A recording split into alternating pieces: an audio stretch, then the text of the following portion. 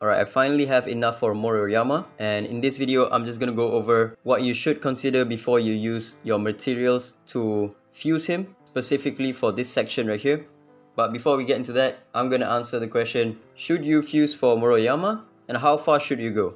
The easiest answer is go as far as you can. Even if you have to summon for Yuhime with 100 Bridgestones, do that. And even if you have to go ham in the championship and spend thousands of crystals, you should do that.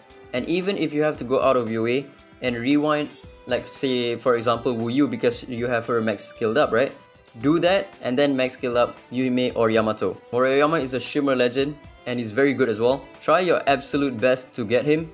Again, spend 100 Bridgestones, use all of your Abilimons, use your crystals to get Yamato from the upcoming championship event, and then get him. So there's that. Now, with this section right here, where you use your epics or your rare espers, when you use them for materials to fuse Moroyama, they will be reset to their defaults. So there's 3 things that you should consider. Number 1, whether you're using that esper for leaderboard content. A prime example of this is Sachiko. Sachiko is currently very good in APAP. She's very good in Falsetto Fantasy, pretty much all 3 of the bosses, and also Desolate Lands. If you decide to rewind her, then you would have to build her back up again, so you're wasting a lot of resource. And if you decide not to build her again, then your leaderboard ranking might drop and you get less resource every single day. From the top of my head, there's a few espers that you should really consider this number 1 factor. Chalmers is pretty good in Shadow Glow, but you don't really need him anywhere else.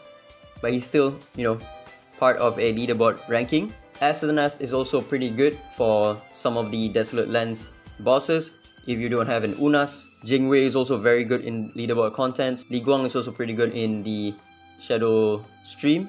Hall is needed for Dark Starlord Team 1. Meredith is also pretty good for Dark Starlord Team 1, but you can swap her out. From the Inferno list, again, number 1, Sachiko. Try your best not to rewind her. Chloe is also very good in Shadow Gale. And also, if you don't have much options, she can also be good for Falsetto Fantasy bosses. Stewart could be useful for APAP if you don't have much options. The Red Toon is pretty decent in Falsetto Fantasy if you don't really have any options. And also, Azure Dragon if you kinda struggle with Chronos a little bit. So that's the number 1 factor.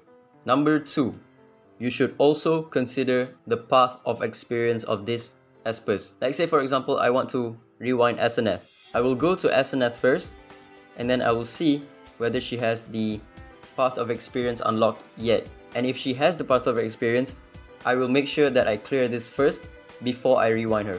Because if you rewind her, then you're not going to be able to clear this path of experience, which means you're going to have to build them up again, wasting resources along the way.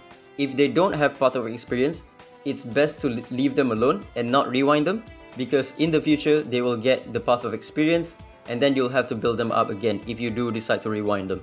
As for the third and last thing to consider before you rewind or use an esper to fuse Moroyama is to look at Materia Research Lab, this one right here. So let's say for example, you want to rewind Sander, right? But before you rewind him, you take a look at the Materia Research Lab, and especially the ones for PvP. The ones that show you HP, attack or defense. So when I click on this one, Sander is actually over here. So if you end up rewinding him, then in order to upgrade this tower, you would need to rebuild him again for the next level. And yeah, that's about it. So let's recap real quick. Before you rewind an esper, make sure you check whether you're using them in leaderboard contents, specifically Ritual Miracle, Desolate Lands, and also Falsetto Fantasy. And then the next thing to consider is whether they have Path of Experience unlocked or not, and whether you have finished their Path of Experience. And then lastly, whether they are in Materia Research Lab or not. Because realistically, once you've reset this esper, you will never use them again. These espers are outdated to hell. They don't serve any purpose in the game outside of just giving you rewards from their Path of Experience or, occasionally from PvE. And also for the Materia Research Lab just to give you a little bit of a boost. Alright, so let me just fuse my very own Moroyama. I don't have any skill ups to give him because all of my skill ups are going to Sloan and then he's going to be next. But yeah, I'm going to do some showcase on him, R0, D0 as well. And that's about it. Ciao.